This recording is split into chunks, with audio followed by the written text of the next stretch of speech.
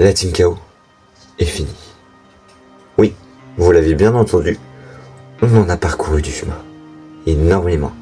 Et tout ça, c'est grâce à vous. Mais c'est quoi cette team exactement? La KO a été créée le 1er janvier 2023. À cette époque, on était en train de faire des projets de notre côté. Moi, Oreo, Alizia. Et plus les mois passaient, plus on est devenus amis. On rigolait ensemble, on partageait de magnifiques choses aux gens qui nous donnaient de l'attention. C'est là que Alizia eut une idée, créer une team Brawl Stars. Elle nous partagea son idée sur Snapchat.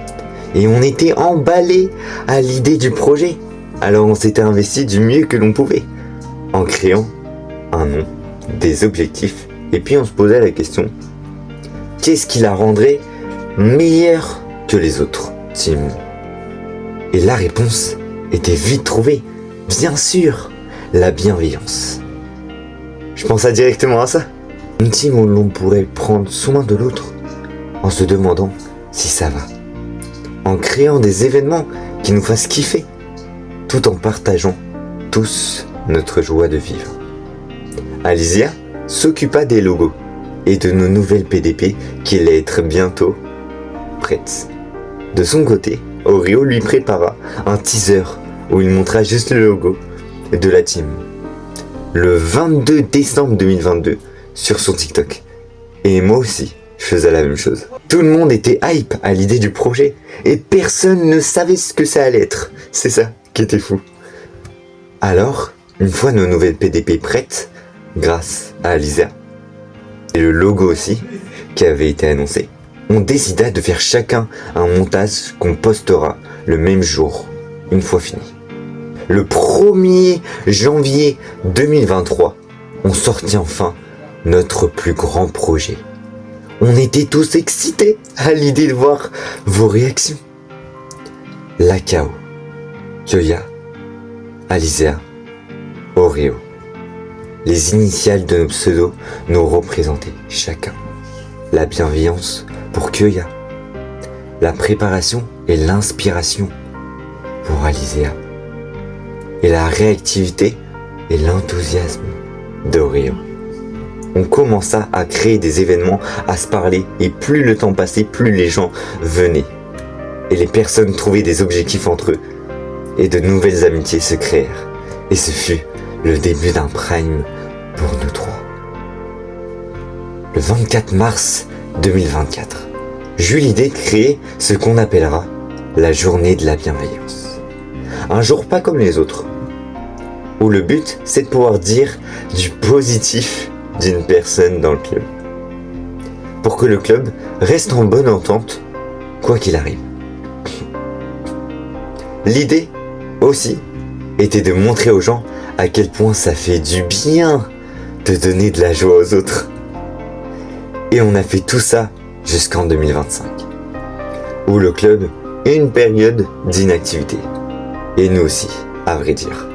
Fin 2024 nous a montré notre chemin. Et 2025 nous a donné les pistes pour réussir.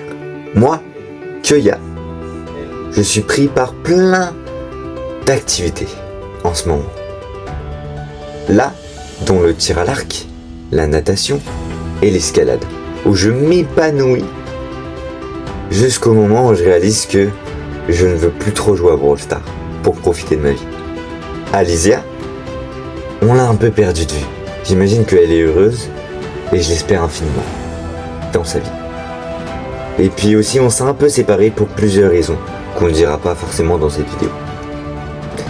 Et Oreo, alias Oren, fait sa vie dans son internat, où il se confie beaucoup à moi, comme je me confie à lui. On a tous des choses à faire de notre côté.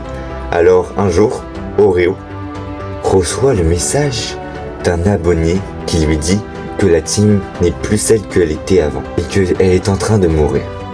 Alors, Oreo me prévient, on se fait un appel et on en vient à la conclusion que vu que on n'est plus actif, on ferme la team pour créer une team dans 1 an ou 2 ans dans l'ombre pour le moment.